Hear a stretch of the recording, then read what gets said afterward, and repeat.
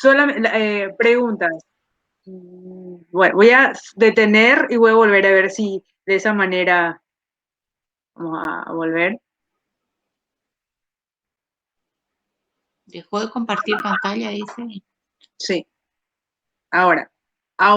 Espera un ratito, profe, que se reajuste. Y ahora, ¿podés ver? Compartiendo pantalla, dice, pero yo te sigo viendo a vos.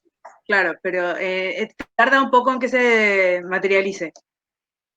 Bueno, Les pregunto, okay. ¿los demás ya pueden ver la imagen? Sí se ve. Sí, profe. Bueno, ok, entonces vamos ya, que viene en algún momento yo te he de ver, ¿verdad? Bueno, ok, vamos a hacer el cierre de terapia de juego. Me hubiera encantado extenderme realmente porque esto es lo que yo hago más. Yo soy psicóloga de niños. Yo supongo que ya leyeron el PowerPoint y vieron los casos, así que no tiene sentido que lo leamos. Pero si ustedes se dan cuenta, todos los casos realmente les parece que el problema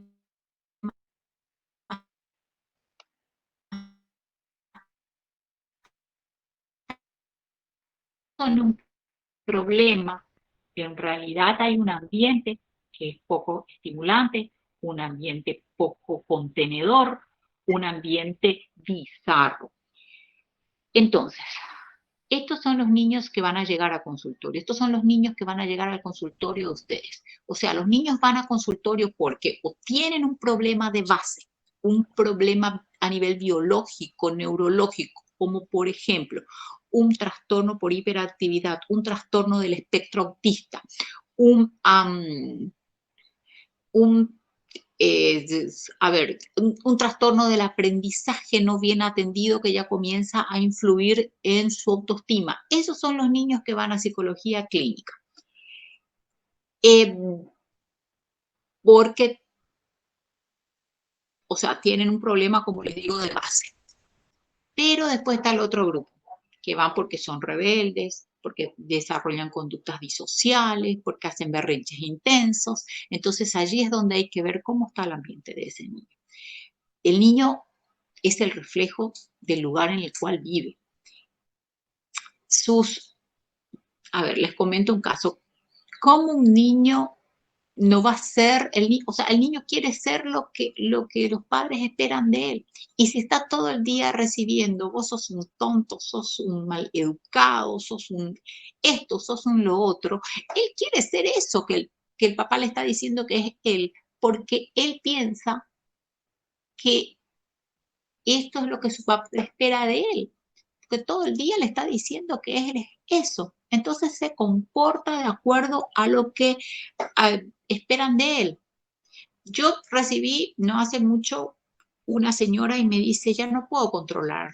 Esta es una locura, ya no puedo controlar a mi niña. Y yo pensaba, bueno, la niña debe ser una adolescente. ¿Y cuántos años tiene? 5 años. ¿Cómo no va a poder controlar a un niño, una niña de 5 años? Y después me agrega, ella es el diablo, es el diablo. Entonces dije, yo esta nenita va a ser el diablo. ¿Qué oportunidad tiene? Si ese es el concepto con el cual su madre va la lleva a consulta. Ella es el diablo. Entonces, estas son las cosas que tenemos que tener cuidado a la hora de cuando recibimos a un niño.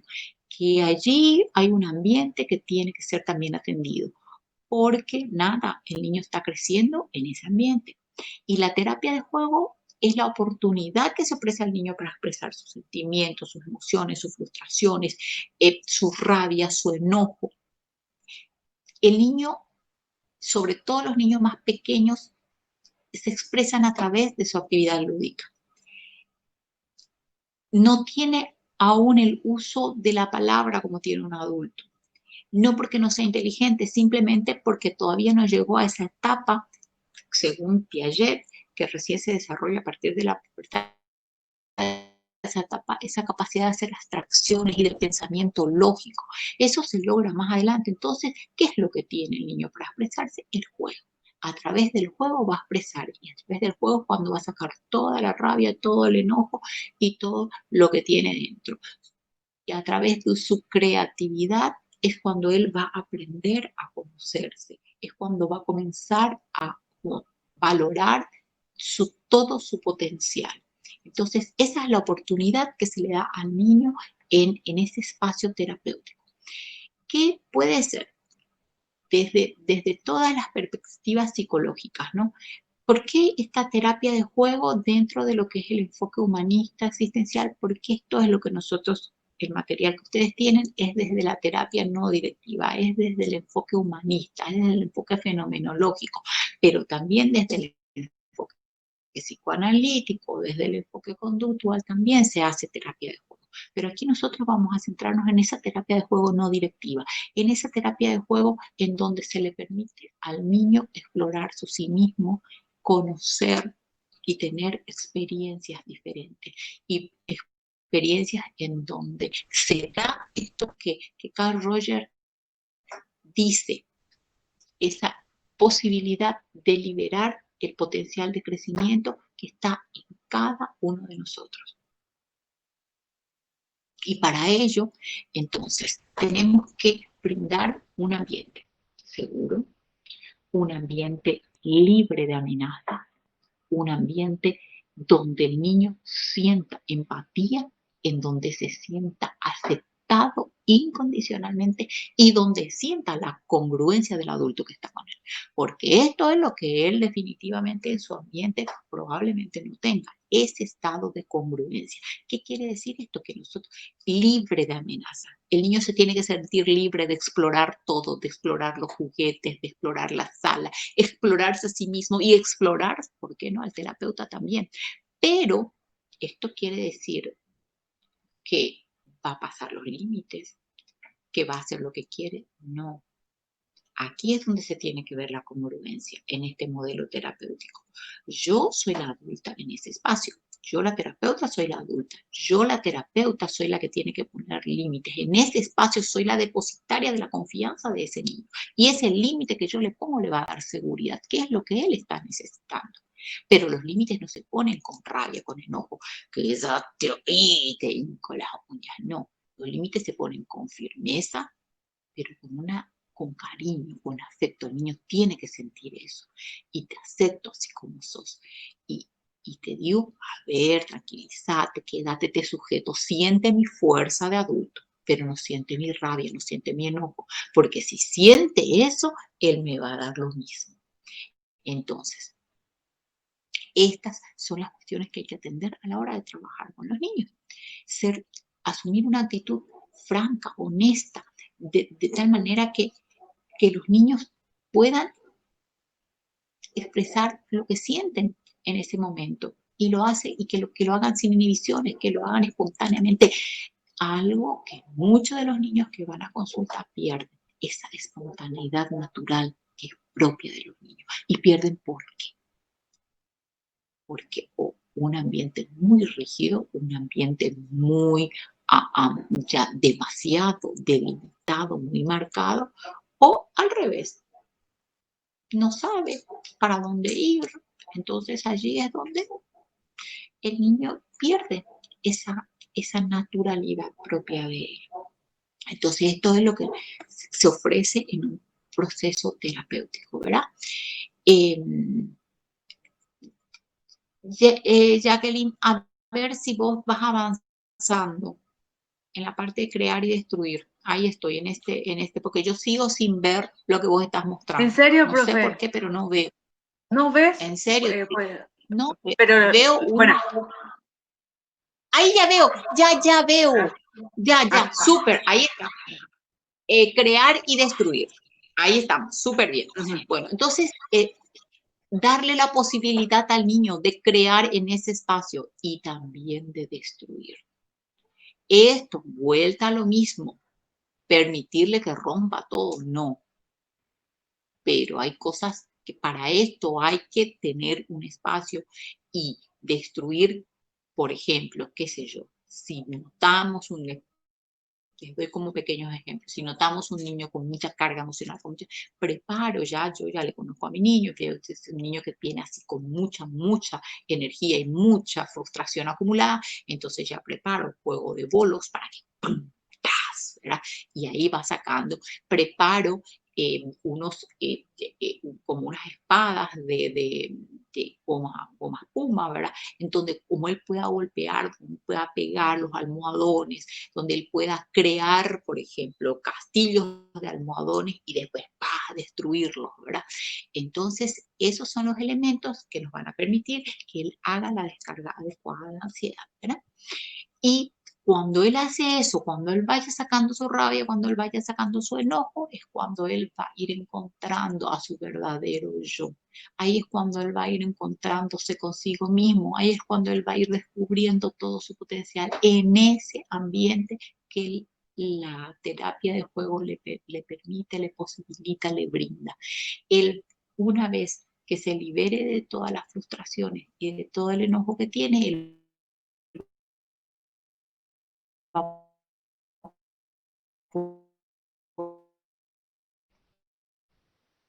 ir perfil fuerte que tiene dentro y dándose para la liberación de toda esa capacidad que está y que ya está existiendo en él, pero que está allí, oculta y tapada detrás de tantas frustraciones, bajo de tantas frustraciones, bajo de tantos miedos, bajo de tantas iras, y se perdió.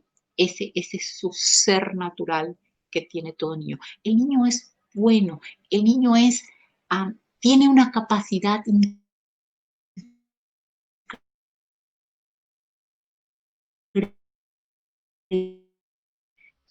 de olvidar malos momentos, es algo que estos malos momentos sean tan pero tan intensos y sistemáticos. Entonces sí deja huellas, tremendas huellas en el sistema neurológico. Esto en el último congreso de abuso sexual en niños, Viña del Mar, se ha demostrado que los niños que han sufrido abuso sexual han quedado marcas en su sistema neurológico. Y esto lo hicieron dos neurólogos norteamericanos, trajeron su estudio y presentaron. Y ellos se metieron a investigar esto porque ellos fueron víctimas de abusos sexuales, ¿verdad? Ellos mismos y comenzaron a investigar y encontraron que sí que deja huellas, no, en el sistema, como les digo, neurológico, y esto hace que sea mucho más difícil los procesos de recuperación de estos niños, ¿verdad? Entonces, cuando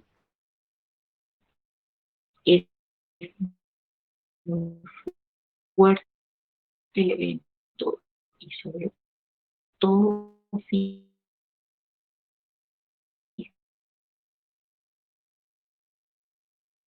el maltrato, ahí es cuando realmente marca las huellas. Vamos a los principios. Profe, podemos redondear para pasar a la otra, así no nos extendemos mucho. Vamos a darle, sí que te parece, 2 minutos de los principios y eso, así después pasamos a cognitivo-conductual. Sí, yo soy tu...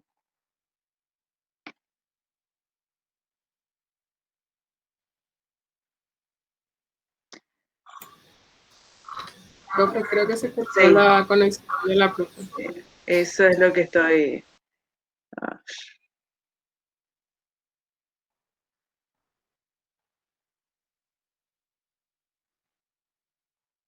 Voy a escribir un WhatsApp a ver si llega.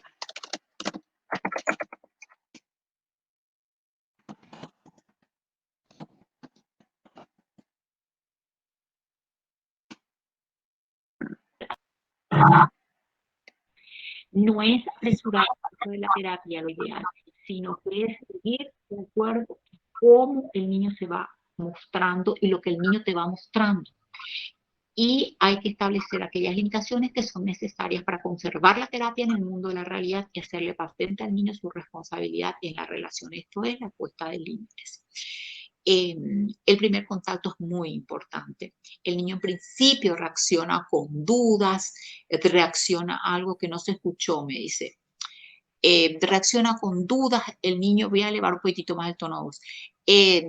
y con miedo, quizás con curiosidad a ese encuentro, pero después perdón, con miedo, con desconfianza, pero la curiosidad le vence y entonces él se va apropiando de ese espacio también, ¿verdad? Hay que estructurar la relación. No es un juego cualquiera, no yo, juego cualquier cosa con el niño. No, yo tengo que conocerle y plantear y presentarle los elementos que le van a permitir a él ir resolviendo lo que lo que trae consigo. Sí, un minuto, Jacqueline, pero una cosita nomás. También tienen que afinar su sentido de observación. El niño que viene y que es berrinchudo, que es porque le faltan límites en la casa, porque es sobreprotegido, quizás hace un tipo de berrinche, tiene una mirada diferente. Vos le preguntas algo y no te va a responder, le mira a la mamá para que la mamá responda. Respondemos por mí, tipo ese tipo. Y después no le das algo que quiere y te va a hacer el berrinche y va a tirar todo, pero es diferente el niño que está sufriendo. Entonces el niño va a venir, vos le preguntas algo y no te responde, pero no le mira a la mamá, mira para abajo, la mirada baja, la actitud toda como, y la rabia que siente, no es un berrinche común, es una descarga de emociones cuando vos le permitís tan grande, que después cuando se calma es un dulce. Esas diferencias hay que buscar determinar, hay que conocer al niño para que podamos estructurar el plan de acción con ellos. Dale, Jane, vamos. Terminamos aquí y vamos a rápidamente a nuestro último nomás acá. También hay que tener espacio físico, los materiales que yo voy a utilizar, la presencia de los padres, el proceso alta terapia, todo tengo que tener en cuenta. Cuando hablo de los materiales, ojo, gente, pues si van a trabajar con niños y van a formar su consultorio, como una vez le escuché a una colega, sí, en Luisito hay juguetes baratos, sí, los juguetes serán baratos, pero si no son apropiados, por favor, no vayan nomás de a poquito consiguiendo sus materiales, pero no juguetes inapropiados que a la larga le pueden dañar al niño, ¿ok? Bueno, muy bien. ¿Preguntas?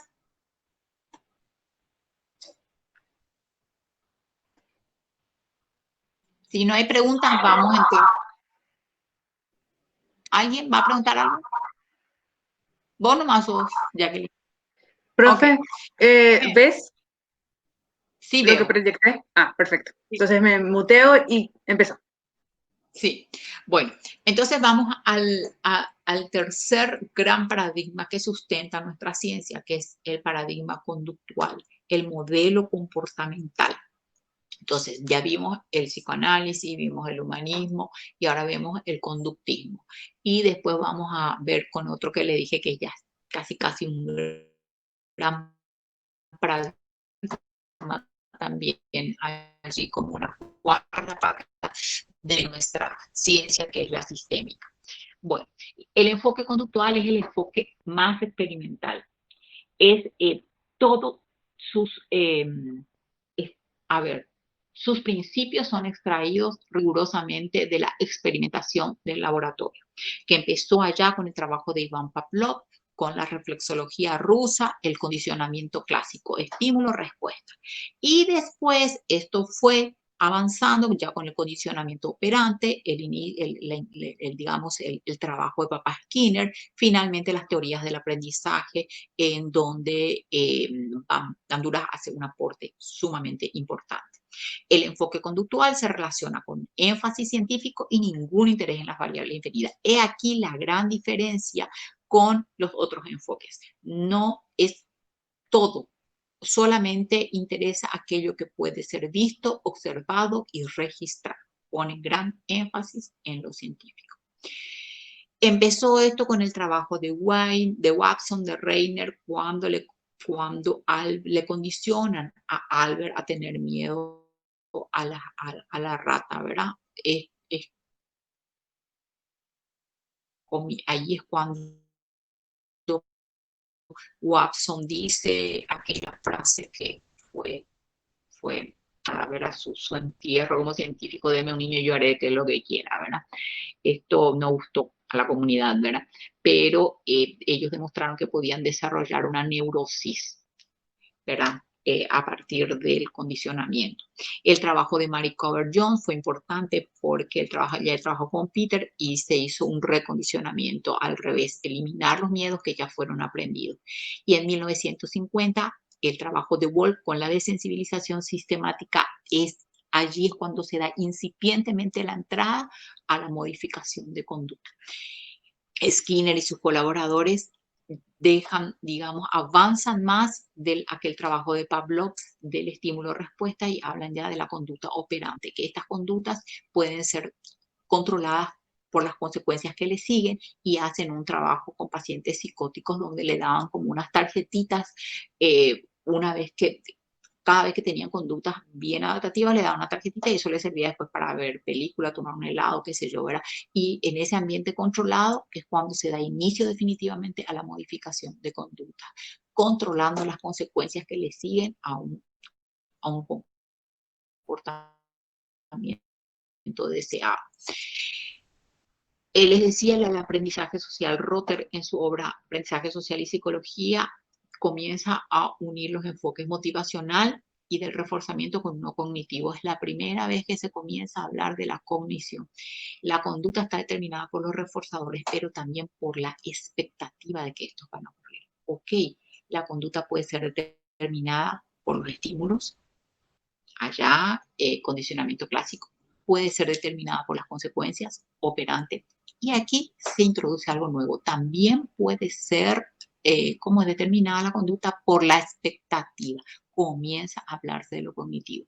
Con el aprendizaje social de Banduras es el que pone mayor énfasis en esto, y así es cuando se da apertura al énfasis actual, que es en lo cognitivo, ¿verdad? Banduras que dice, aprendo observando, y ya no es la expectativa que yo tengo por mí, sino que lo que veo que recibe por ese comportamiento que resulta adaptativo.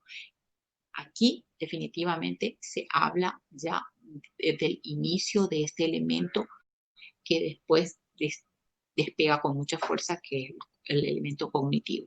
Se habla de que es un tratamiento de amplio espectro. El siguiente, Jacqueline.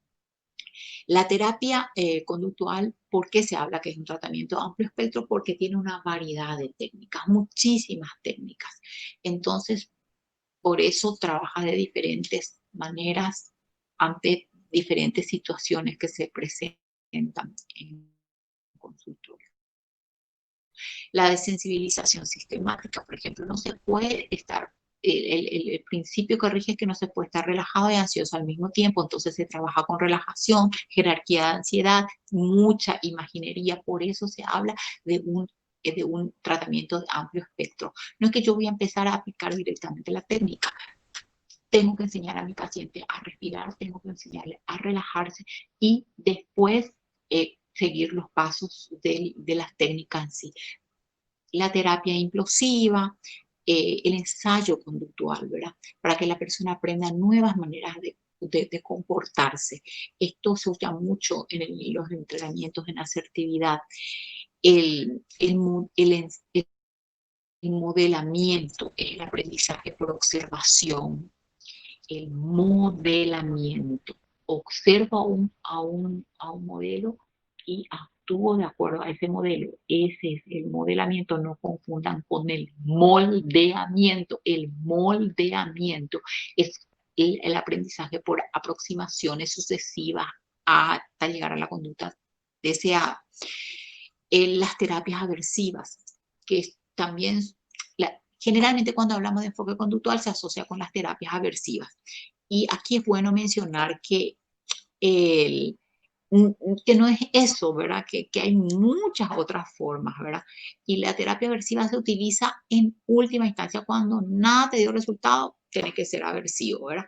Pero no de entrada. El terapeuta, es más, también los estudios han demostrado que el terapeuta comportamental es uno de los que tiene esas tres características de las que habla Roger: es empático, es congruente y no emite juicios de valor.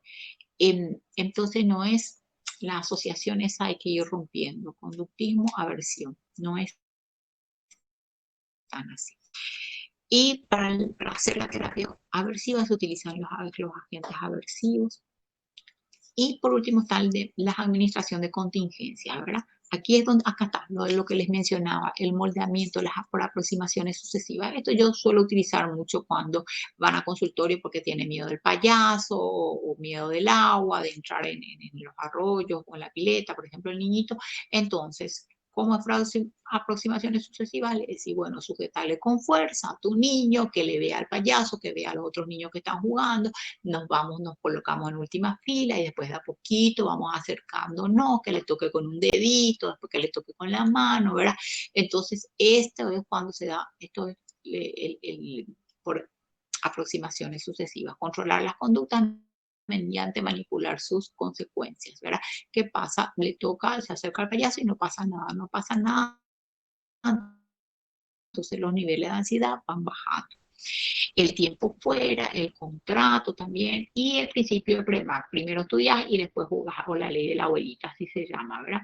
Y la economía de fichas, que es vos, es la carita feliz que se le pone a los niños en la escuela. Te portas bien y te ganaste una carita feliz. Cuando te ganas 5 caritas felices, ok, vas a tener felicitado. O bien, cuando tenés 5 caritas felices en la casa, al final nos tomamos el helado.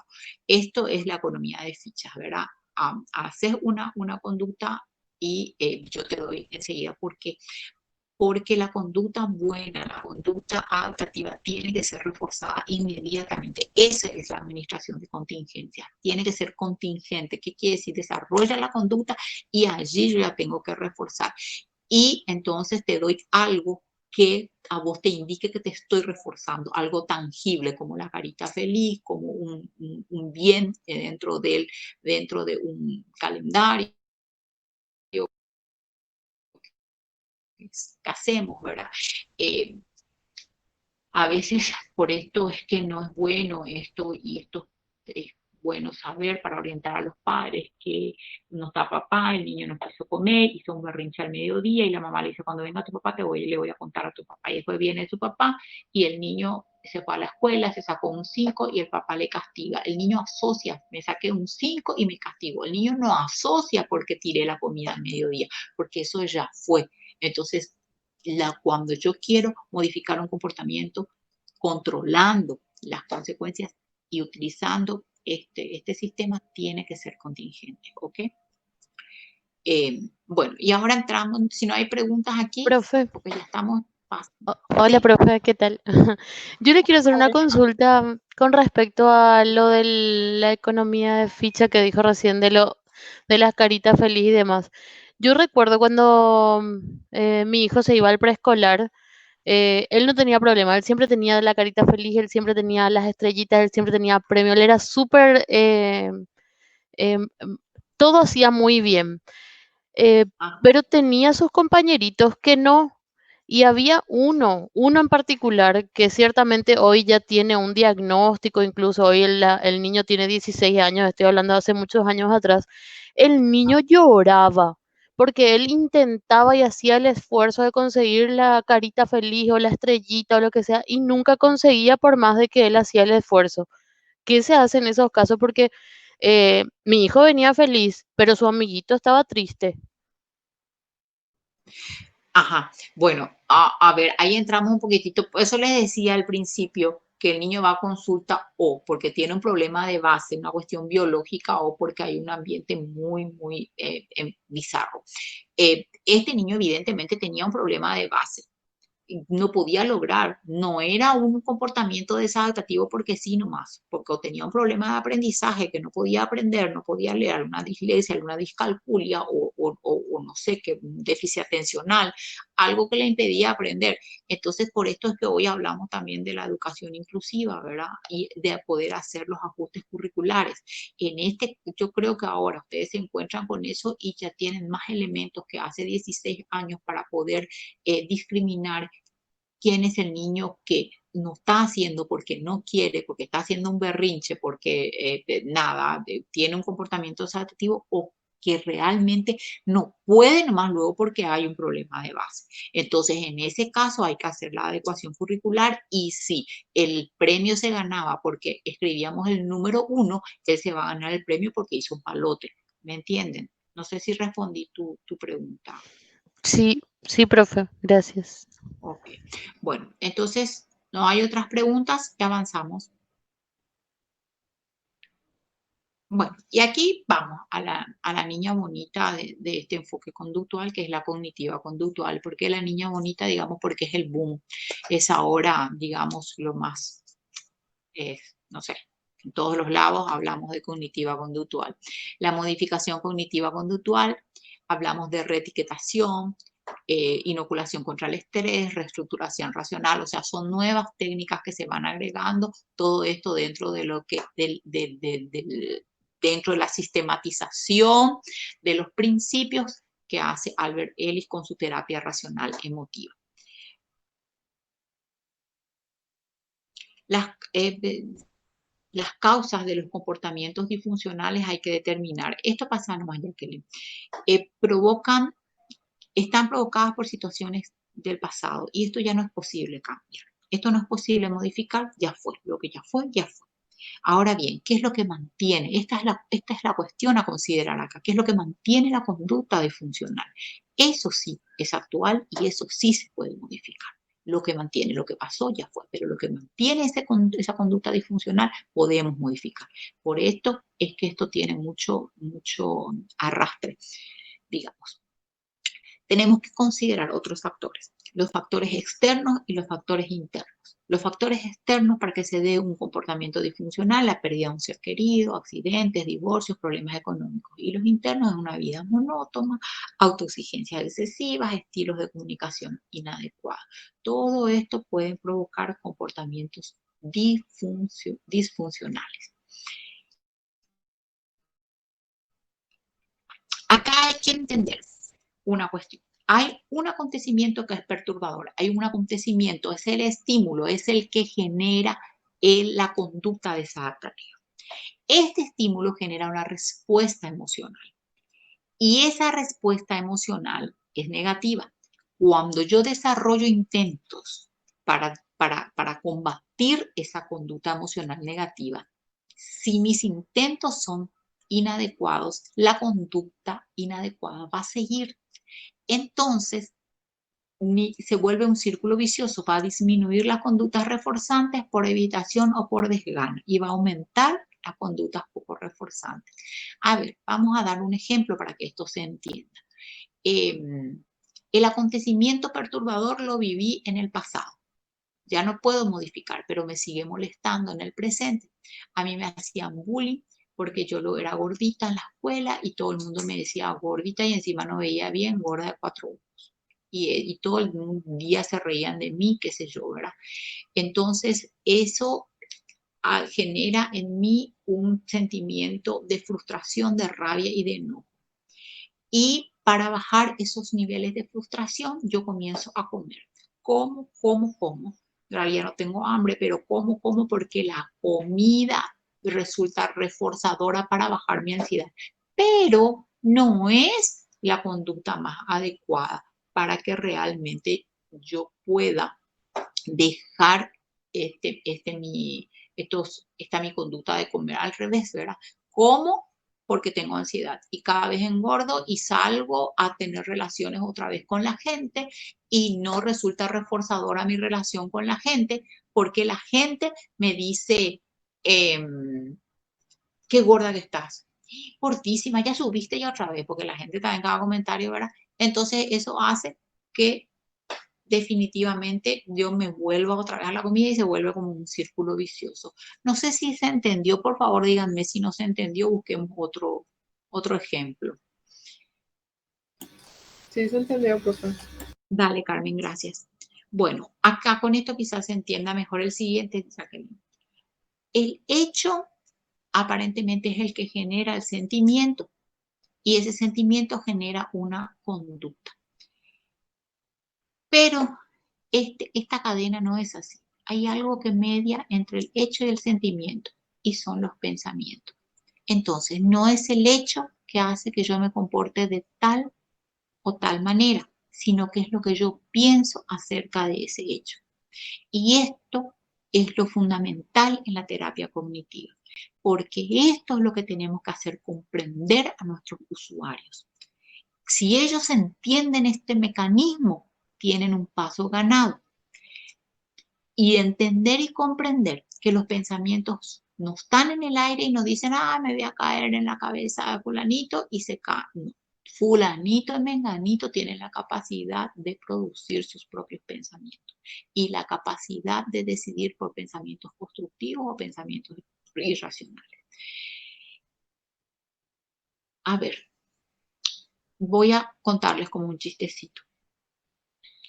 Esta Juanita saltando y bailando con la cuerdita, pim, pim, pim, pim, feliz de la vida. Después, ¡pum!, le voló un diente. Le voló un diente. ¿En qué unidad estamos? Estamos en la unidad 2.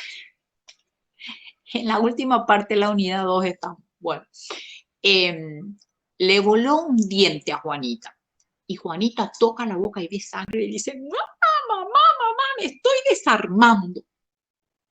Juanita se desespera y llora. Juanita 2 está, la cuerdita, pum, le voló un diente, se toca y, ¡wow! Voy a tener diente nuevo, el ratón Pérez me va a traer platita. Y da saltitos, se pone contenta y da saltitos de alegría. El hecho es exactamente el mismo, el hecho no cambió. Una niñita que pierde un diente. Una tuvo un pensamiento tremendamente negativo, una distorsionado, dice, me estoy desarmando, por supuesto. Sus sentimientos de desesperanza y sus conductas de llanto. La otra tuvo un pensamiento positivo. Wow, voy a tener diente nuevo, el ratón Pérez me va a traer platita. Su sentimiento fue de alegría y su conducta fue de saltitos de alegría. Entonces, el hecho no es lo que determina, son los pensamientos. Y si esto podemos transmitirle y razonar esto con nuestro usuario, tenemos, como le digo, gran terreno ganado. Lógicamente no es tan fácil así, ¿verdad? Porque esos pensamientos están acostumbrados a estar allí. Entonces, pues hay que hacer todo un trabajo y también aquí en la cognitiva conductual se aplica esto de amplio espectro. Primero tenemos que enseñarles la misma cosa, a respirar, a relajarse, que identifiquen las distorsiones cognitivas y después a pensar en positivo. Y a debatir sus pensamientos negativos para poder pensar en positivo. Siguiente. ¿Por qué? Porque nuestras conductas nuestros pensamientos determinan nuestras conductas y nuestros sentimientos. Aquí hay un pensamiento lógico versus un pensamiento ilógico, ¿verdad? Cuando perdemos a un ser querido, lo voy a echar de menos, la vida es muy dura, esto tenía que ser así. Esto me va a producir tristeza, pero no me va a llevar a la desesperanza, no me va a llevar a la depresión. Pero si yo pienso, es injusto, nunca lo voy a suceder, ya no puedo vivir sin él, entonces voy a caer en un estado de depresión y de desesperanza. Entonces, un pensamiento lógico, voy a tener una conducta de tristeza ante un evento fuerte, pero no voy a caer en una enfermedad mental. Pero el pensamiento ilógico, el pensamiento distorsionado me va a afectar seriamente mi salud mental. Y estas son las distorsiones cognitivas que se pueden presentar. El pensamiento todo o nada, no visualiza lo intermedio o está todo mal, nomás luego me fue, ¿verdad? Y a lo mejor no fue así. La generalización excesiva, cuando se utilizan términos tales como nunca o siempre, nunca luego voy a salir de esto, ¿verdad? El filtro mental es la conclusión general a partir de un detalle, un hecho aislado, ¿verdad? ¿Qué sé yo? Un filtro mental sería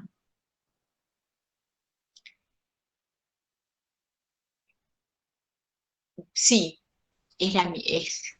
sí, así luego va a ser porque así luego ya fue luego así y así luego va a ser otra vez. Entonces yo ya me preparo para algo que va a ser malo, porque ya fue lo malo la vez pasada y ya va a ser luego malo otra vez. Pero a lo mejor no es así. La descalificación de lo positivo, negar los logros, experiencias positivas, sí, todo el mundo lo sacó 5, no. Saqué 5 yo porque estudié y los otros también por lo visto estudiaron, ¿verdad? Sacar conclusiones precipitadas o el error del adivino, eso es suponer, ¿verdad? El error del adivino. Sí, ella luego no me quiere, ella luego no me aguanta y simplemente no te saludó, no porque no te aguanta, no porque no te quiere, no te saludó porque no te vio, así nomás de simple. O simplemente no te saludó porque está con un gran peso encima, está con una gran angustia porque tiene a su mamá enferma, a su papá enfermo y yo digo, no me aguanta luego. El magnificar, ¿verdad? Él no puedo soportar, jamás lo voy a aguantar, esto no voy a poder aguantar, no voy a poder aguantar. Y las autoexigencias personales, que son los deberes, ¿verdad? Yo debo hacer esto, yo debo sacar todos 5, yo debo tal. Estas son algunas distorsiones cognitivas y cómo se trabaja esto y debatiendo esto, ¿verdad? Debatiendo desde 3 puntos de vista y nada más que 3. Desde lo práctico, ¿te proporciona alguna ganancia? ¿Ese pensamiento te sirve para algo? Y sí, me hace sentir mal. Y bueno, entonces, ¿qué haces con las cosas que no te sirven, que te hacen mal? ¿Verdad? Lo lógico, ¿qué probabilidades hay? ¿Será? ¿Qué probabilidades hay de que realmente vos termines sola en el mundo? Toda la gente que se divorcia termina sola en el mundo. No hay gente que rehace su vida. Sí, la mayoría rehace. Y bueno, entonces, ¿quién te dice que vos vas a terminar sola en este mundo, verdad? Y el otro debate es las consecuencias que van. ¿Qué tan malo? ¿Qué pasaría? Se va a terminar el mundo si metes la pata en ese trabajo. No, pero yo no puedo equivocarme. Y se termina el mundo, no se va a terminar el mundo. Y bueno, busquemos la forma de resolver si metiste la pata en tu trabajo, ¿verdad? Estas son formas de debatir los pensamientos. Y hasta aquí llegamos. ¿Preguntas? Profe, Sí. ahí en esa parte, por ejemplo, ¿qué va a pasar hablando o debatiendo con el usuario, ¿verdad? De Sí. que si, por ejemplo, es una persona divorciada, ahí entra mucho el tema también de cómo manejar la parte religiosa, porque hay religiones, por ejemplo, que dicen que si te divorcias y ya te tenés que quedar solo y ya te vas a lo morir así, que si es que te volvés a casar y bueno, y te vas a ir al infierno. O sea, son tantas cosas que uno otra vez ahí tiene que saber cómo, ¿Cómo manejar? sí, manejar y redireccionar ciertos pensamientos que se fueron arraigando o dejando colocar dentro de uno, ¿verdad? Porque eso hay muchísimo. En nuestro país, la parte de la religión, hay religiones que no y que no se puede. Yo vengo de una de ellas y es súper difícil. Sí, como a la gente Así pareciera que le mismo, es tal y condena. cual. Sí, Tal y cual. Y no solamente, fíjate que todavía en nuestro país y en la capital quizás no, pero yo acá en el interior se siente mucho más esa condena, como si no solamente lo religioso, la sociedad misma. sí, Yo tengo señoras divorciadas que sufren, ¿por qué? Porque tienen este introyecto, metiéndonos un poco en el paradigma gestáltico, ¿verdad? Este introyecto de que las divorciadas son todas ¿verdad? Las divorciadas son todas fáciles, las divorciadas son todas. Ese pensamiento tienen. ¿Por qué? Porque ese pensamiento le han transmitido. Y sí, es trabajar todo. Yo di ejemplos así rápidos y más concretitos, ¿verdad? Pero no es lo así nomás tan fácil también el debate, ¿verdad? Hay que hacer todo, como les dije, todo un trabajo previo, ¿verdad? Lo de relajación, lo de respiración, darle las tareas. Las tareas siempre incluyen algún tipo de ejercicio físico dentro de este modelo, ¿verdad? Se trabaja mucho con tareas. ¿Por qué? Porque todo se pone en manos del usuario. Y ese es el punto de partida. El punto de partida es que comience a darse cuenta que puede tomar el control de ciertas cuestiones más básicas, como por ejemplo hacer ejercicio físico. Y para eso tienen que no hacer ejercicio físico con la ropa con la que estoy. Estoy con la chinela y estoy con el camisón y salgo a dar una vuelta a la manzana. No, voy a hacer todo ese proceso porque eso es parte de mi entrenamiento para la toma de control. De ponerme los tenis, ponerme el short, ponerme la camisilla. Todo esto es parte del proceso. Aparentemente es fácil y sencillo, pero no es luego tan fácil y sencillo y hay que contemplar definitivamente las cosas.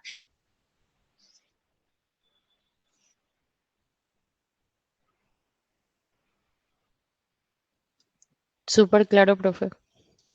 Bueno, ok. Entonces, si no hay más preguntas, gente.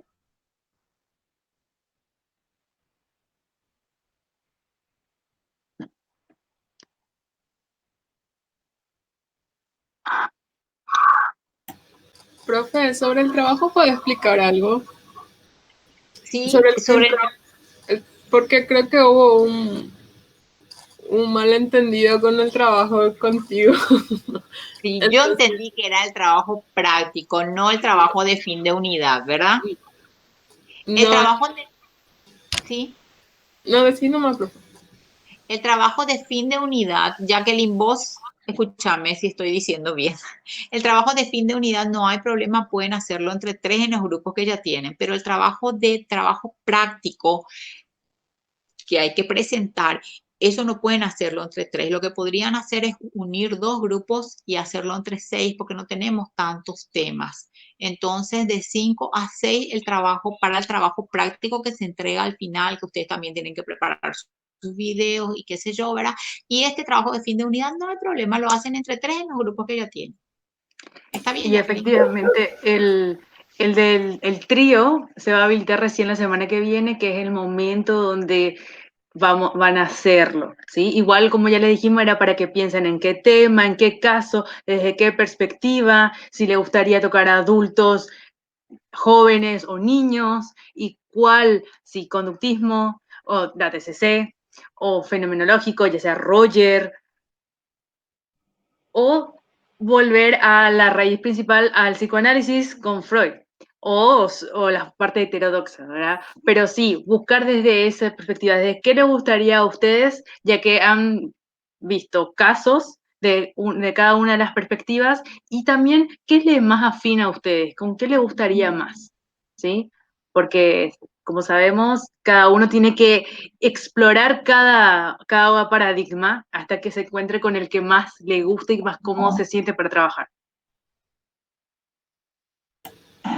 Gracias, profe. Bueno, entonces, ¿estamos? Les deseo toda clase de éxitos para el examen. Nos vemos el próximo viernes, profe. Dale. Gracias, profe. Chao, chao. Chao, chao. Chao, chao.